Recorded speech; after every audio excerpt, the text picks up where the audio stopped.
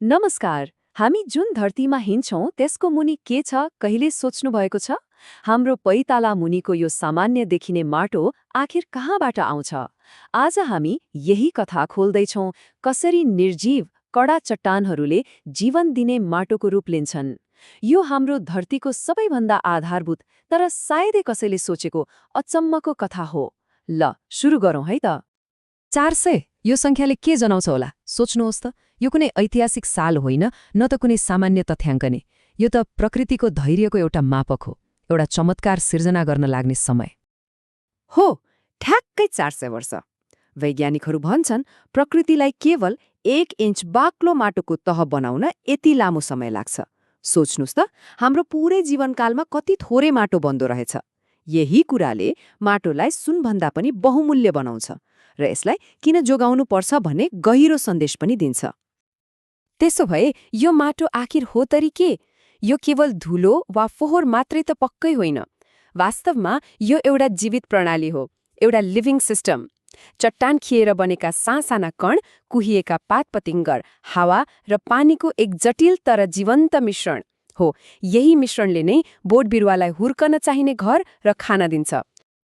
ल, यो जीवित प्रणाली के चीजले बनेको हुन्छ त? जसरी कुनै मिठो परिकारको आफ्नै रेसिपी हुन्छ, त्यसैगरी एउटा स्वस्थ उर्वर माटोको पनि एउटा खास रेसिपी हुन्छ। आउनुहोस्, यसको खुराकमा के पर्छ हेरौं। एउटा आदर्श माटोमा खास गरी यी 4वटा मुख्य तत्त्वहरू एकदमै सन्तुलित मात्रामा मिसिएका हुन्छन्।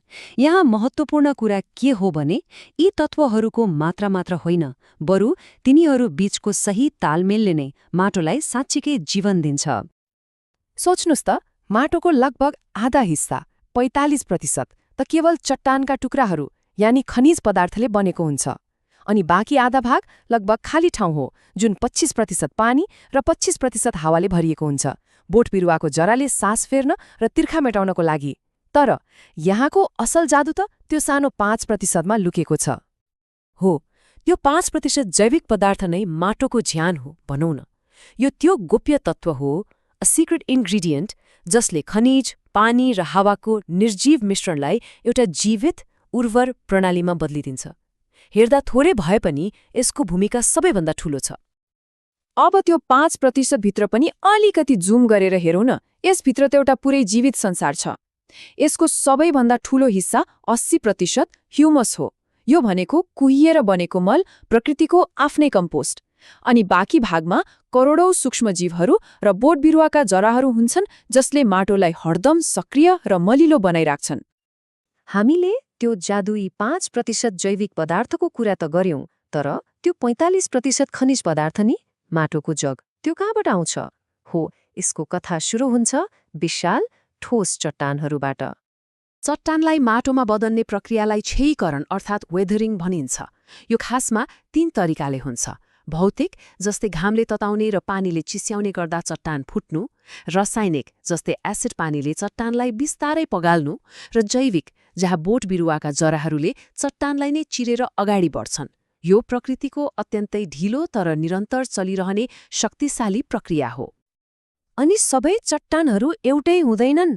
आग्नेय चट्टान ज्वालामुखीको आगोबाट जन्मन्छ, पत्रे चट्टान पानीमा थिग्रिएर बन्छ, र परिवर्तित चट्टान चाहिँ अत्यधिक ताप र चापले गर्दा रूप बदलेर बन्छ। जसरी आमाबुबाको गुण सन्तानमा सर्छ, ठ्याक्कै त्यस्तै हरेक प्रकारको चट्टानले आफू जस्तै फरक गुण भएको माटोलाई जन्म दिन्छ। ल, अब यो विश्वव्यापी विज्ञानलाई हाम्रो आफ्नै घर आँगनमा ल्याऊ। नेपालको हिमाल, पहाड र तराईको जुन भौगोलिक विविधता छ नि, त्यसले यहाँको माटोलाई पनि त्यस्तै विविध र रमाइलो बनाएको छ। नेपालको यही अनुपम भूगोलले हामीलाई विभिन्न प्रकारका माटोको उपहार दिएको छ, मुख्यतया 5 प्रकारका। हिमालदेखि तराईसम्म हरेक माटोको आफ्नै कथा, आफ्नै विशेषता छ, जसले हाम्रो कृषि र जीवनशैलीलाई नै आकार दिएको छ। पहिले तराईतिर जाउँ। यहाँ नदीले बगाएर ल्याएको मलिलो बाङ्गो माटो पाइन्छ, जुन धान, उखु जस्ता बालीका लागि वरदान नै हो। तर अलिकति माथि भावर र चुरे क्षेत्रमा पुग्ने बित्तिकै माटो बलौटे हुन्छ, जसले पानी पटक्कै अड्याउँदैन। त्यसैले त्यतातिर खेती होइन, साल र सिसौका घना जङ्गलहरू फस्टाउँछन्। अब पहाडतिर उक्लौं।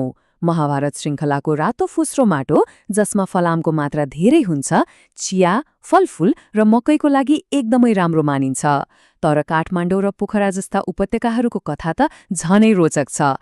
हजारौं वर्ष पहिले यहाँ विशाल तालहरू थिए र तिनै तालको पिण्डमा जम्मा भएको माटो आज अन्नको भण्डार बनेको छ। यो त इतिहासले दिएको एक उर्वर उपहार हो। हामीले चट्टानबाट सुरु गरेर नेपालका खेतबारीसम्मको यात्रा त गर्यौं, तर यो सबै ज्ञानको अर्थ के हो त? आखिरमा माटो हाम्रो लागि किन यति धेरै महत्त्वपूर्ण छ? एकदमै सरल शब्दमा भन्नुपर्दा माटो बिना जीवन सम्भव नै छैन। बोट बिरुवालाई चाहिने 16 मध्ये 13वटा अत्यावश्यक पोषक तत्त्व यहीँबाट आउँछ। यसले बोटको जरालाई अड्याउँछ, पिउने पानीलाई सफा गर्छ र करोडौं जीवहरूको घर पनि हो। छोटकरीमा यो हाम्रो खानाको पहिलो र सबैभन्दा महत्त्वपूर्ण स्रोत हो। यदि सबै प्रकारका माटोको एक राजा हुने हो भने त्यो पक्कै पनि दोमट माटो यानि लोम सोइल हुनेछ। किनकि यसमा बालुवा, पाँगो र छिम्ट्याइलो माटोको सबैभन्दा उत्तम सन्तुलन हुन्छ। यसले पानी र पोषक तत्त्वलाई ठिक मात्रामा समात्छ, न धेरै न थोरै। यो हरेक किसानको सपना हो। र यसले हामीलाई अन्तिमतर सबैभन्दा महत्त्वपूर्ण प्रश्नमा ल्याउँछ। यो राजा अर्थात् उर्वर माटो बन्न सयौं वर्ष लाग्छ, तर यसलाई बिगाड्न केही दशक नै काफी छ। त्यसो भए हाम्रो भविष्य र सन्ततिको लागि यो अमूल्य सम्पत्तिलाई हामी कसरी जोगाउन सक्छौं त? यो प्रश्नको जवाफ हामी प्रत्येकको व्यवहारमा लुकेको छ।